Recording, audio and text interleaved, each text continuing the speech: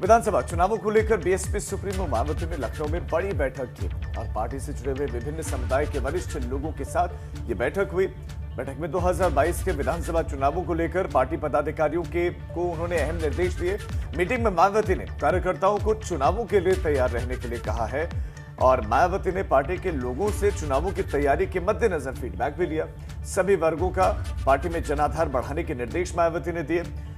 इस दौरान छोटी छोटी कैडर बैठकों का सिलसिला जारी रखने के भी निर्देश हैं और पार्टी के लोग कैडर पर भरोसा करें, उन नेताओं पर नहीं जो निजी स्वार्थ के चलते पार्टी हित से ज्यादा अपना हित समझते हैं और बिक जाते हैं।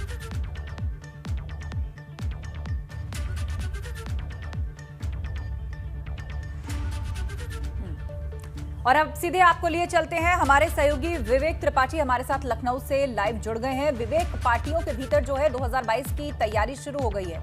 एक तरफ प्रियंका गांधी यूपी दौरे पर आने वाली हैं, उससे पहले जिलाध्यक्षों से उन्होंने संभावित प्रत्याशियों के नाम मांगे हैं और अभी तक बीएसपी खेमे से कोई सुगबुगाहट सामने नहीं आ रही थी। ऐसा लग नहीं रहा था कि चुनावी ताल में जिन पार्टियों की बात हो रही है वहां कहीं बीएसपी की भी कोई नाम या कोई सुगबुगाहट हो, तो अब वहां पर भी तैयारियां शुरू हो गई हैं।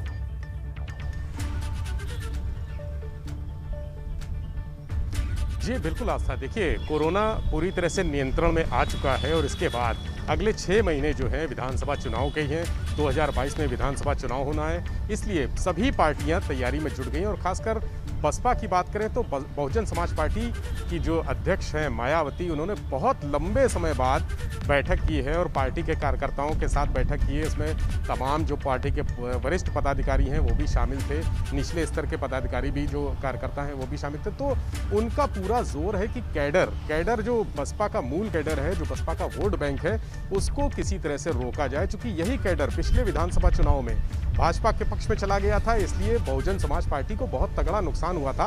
अब मायावती सक्रिय हुई हैं। इसके साथ ही उन्होंने जो पंजाब में शिरोमणि अकाली दल से समझौता किया है, वो 25 साल बाद ये दोबारा समझौता हुआ है। तो मायावती के सक्रिय होने का एक इशारा है कि सभी जो चुनाव की रणनीति है, जो निचले स्तर की रणनीति है, वो तैयार होने लगी है। उन्होंने अपने पार्टी के कार्यकर्ताओं से कहा है कि छोटी छोटी कैडर की बैठकें करें और वो अपने कैडर को लेकर बहुत संवेदनशील भी हैं। क्योंकि अभी हाल ही में उन्होंने 2 बड़े नेताओं को पार्टी से निकाला है और ये भी अपने कार्यकर्ताओं से कहा है कि ये कैडर के लोग नहीं थे और कैडर को नुकसान पहुंचा रहे थे। जो बसपा के मूल जो वोटर हैं उनको नुकसान पहुंचा रहे थे, उनके हित में काम नहीं कर रहे थे और ये जो अम्बेडकर की जो पॉलिसी है उसके हित में काम नहीं कर रहे थे, कांशीराम की पॉलिसी के समर्थन में नहीं थे। तो ये बड़ी बसपा का बड़ा स्टेप है। इसके अलावा और जो पार्टियां हैं, चूँकि कांग्रेस भी अपनी ज़मीन तलाश रही है यूपी में और जिस तरह से पंचायत चुनाव के नतीजे आए हैं उसमें कांग्रेस को एक संजीवनी बूटी मिली है, थोड़ा बहुत जो समर्थन मिला है, तो कांग्रेस भी तैयारी कर रही है। और प्रियंका गांधी एक लंबे समय बाद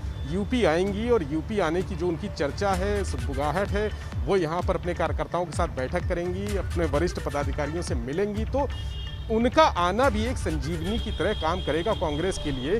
बीजेपी भी लगातार जुटी हुई है। समाजवादी पार्टी जो पंचायत चुनाव के परिणाम आए हैं उससे उत्साहित है। तो सभी चारों जो महत्वपूर्ण बड़े दल हैं वो चारों तैयारी में जुट गए हैं। और जिस तरह से जो पिछला चुनाव हुआ था उसने सभी तरह के जातीय समीकरण खत्म कर दिए थे और ऐसा लग रहा था कि यूपी में जो जाति का वोट बैंक है, जातीय समीकरण है, वो काम नहीं करेंगे। लेकिन अब की बार सभी जातीय समीकरणों पर भी जोर दे रहे हैं। अभी जो पिछली मुलाकातें हुई हैं, अमित शाह ने जो मुलाकात की है, अनुप्रिया पटेल से मुलाकात की है, इसके अलावा डॉक्टर संजय निषाद से मुलाकात की है, ये लग रहा है कि जातीय समीकरण इस चुनाव में प्रभावी भूमिका निभाएगा और धीरे धीरे जो छोटी छोटी जातियां हैं, छोटे छोटे जो स्थानीय छत्रप हैं, उनको अपने पास, अपने समर्थन में, अपने नज़दीक लाने की कोशिश कर रही हैं सारी पार्टियां। तो ये जो अगले कुछ दिन हैं, ये और समीकरण इस तरह के सामने आएंगे। बहुजन समाज पार्टी ने अपना स्पष्ट कर दिया है कि वो किस लाइन पे चलेगी, किस उसके पॉलिसी पे चलेगी, लाइन है वो सेट किए जा रहे हैं। बीजेपी की तैयारियां हमने देखी, कांग्रेस भी अब तैयारियां करे, प्रियंका गांधी वाड्रा उत्तर प्रदेश आ सकती हैं जल्दी